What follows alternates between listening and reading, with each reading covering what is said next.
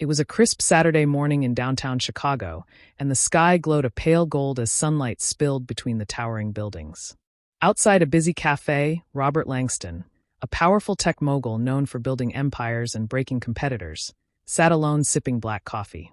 He wasn't there for meetings or interviews, no bodyguards, no assistants, just him in a hoodie and sunglasses, watching life pass by. For the first time in years, Robert was simply dad. His 3-year-old son, Ethan, wobbled beside him on the sidewalk, attempting to walk on his own, tiny legs shaky but determined. Ethan had been diagnosed with mild cerebral palsy at birth. Nothing too severe, but enough to make walking a challenge. Robert tried everything: therapists, specialists, even a walking coach from Switzerland. Progress was slow.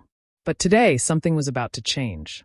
As Robert looked up from his phone, he saw something he couldn't explain. A girl, maybe 11 or 12, barefoot, dressed in worn jeans and an oversized hoodie, knelt next to Ethan. She held out her hand, not in pity, but with purpose. "You got this, little guy," she whispered, her voice light like wind chimes. Ethan giggled. Robert's instinct was to step in, but something stopped him. Ethan took the girl's hand, and to Robert's amazement, he took a full step. Then another. The girl clapped softly. "That's it. One step at a time, just like climbing clouds." Robert was speechless. His multi-million-dollar team couldn't get Ethan to walk 2 feet without crumbling. But this unknown child had done more in 5 minutes with nothing but warmth. "Excuse me," Robert said, approaching her gently. "What's your name?" She stood slowly, cautious but not afraid. "Sophie," she replied, brushing dust off her hands. "I wasn't going to hurt him. I just saw he needed a friend." "Are you with someone?" "Your parents." She shook her head. "It's just me and my brother. He's 6. We stay near the park at night. It's safer there." Robert felt his throat tighten. "You're homeless?" Sophie nodded. "Yeah, but it's not so bad. We have each other and the stars." Something shifted inside him. This child had nothing, no bed, no meals, no stability, and yet she glowed with kindness and strength. More than that, she just brought life into his son's steps. Later that afternoon, Robert couldn't shake the image of Sophie. He called off all meetings for the day and asked his driver to take him near the park.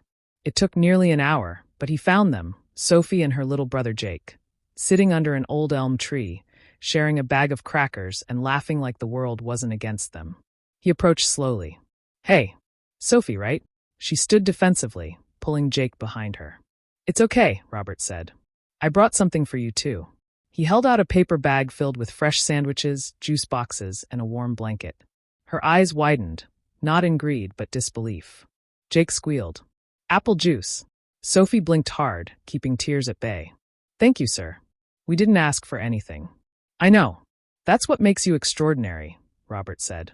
Over the next week, Robert kept returning. He brought food, clothes, and slowly earned their trust.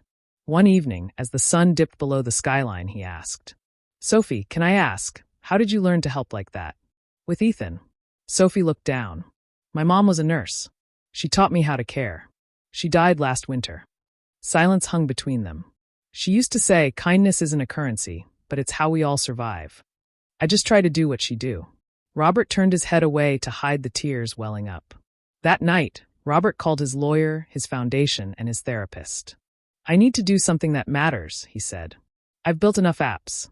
It's time to build lives." The next morning, Robert showed up with a proposal. "Sophie, I want to offer you and Jake a place to stay. A real home. You'll go to school. We'll cover everything." She looked stunned. "Why would you do that for us?" Robert knelt down, his hand on Ethan's shoulder. "Because you taught my son how to walk. But more than that, you reminded me how to feel." Months passed. Sophie and Jake moved into a cozy 2-bedroom home, sponsored by the Langston Foundation. Sophie joined school and became a standout student, while Jake blossomed with stability. Ethan, he now ran, not just walked, through their backyard, often with Sophie chasing him playfully. Robert would visit often, not as a savior, but as family. On the 1-year anniversary of that fateful morning, Robert invited Sophie and Jake to a special event, a gala for the launch of a new initiative. One Step at a Time, a nonprofit supporting homeless youth with education, housing, and health resources. He asked Sophie to speak. She stood on stage, nervous at first. Then her voice rang clear. "I used to think life was about surviving, but someone showed me that love, kindness, and second chances can help you thrive." This isn't just my story, it's ours.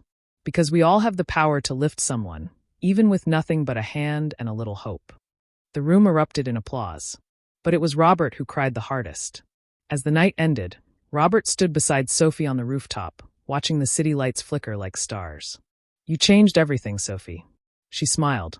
So did you. And in that moment, they both realized, true wealth isn't in what you own, but in the hearts you touch.